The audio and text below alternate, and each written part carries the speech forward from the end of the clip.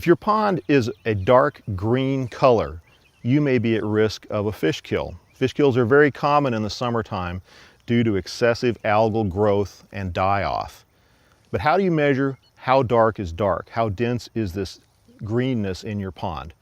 One thing I recommend doing is seeing how great a depth it takes for a white object to disappear from sight on a sunny day when you lower it into the pond.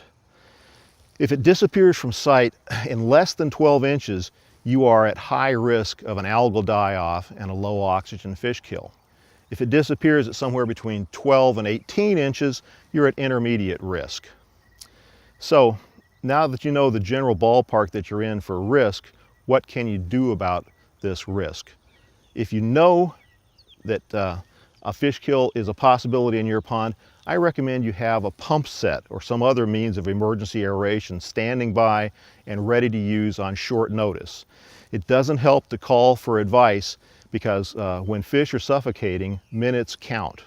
If you have that pump set and you're there on the pond bank, you can kick it on and allow the water to fall over a roll of fencing or some boards, whatever it takes to get it to splash a lot and break into small droplets and get oxygen into it before it returns to the pond.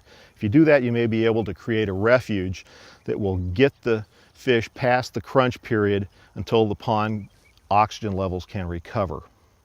But also, in the long term, you need to be working with your county extension office to see if there aren't some feasible ways to reduce nutrient inputs into the pond. That's what's fueling the excessive growth of algae. See if that can be done, and also discuss with your county ag educator the pros and cons of short-term treatment with a copper-based herbicide and possibly the use of an aquatic dye like aquashade to reduce light levels as a preventative method to keep this excessive algal growth from occurring in the first place.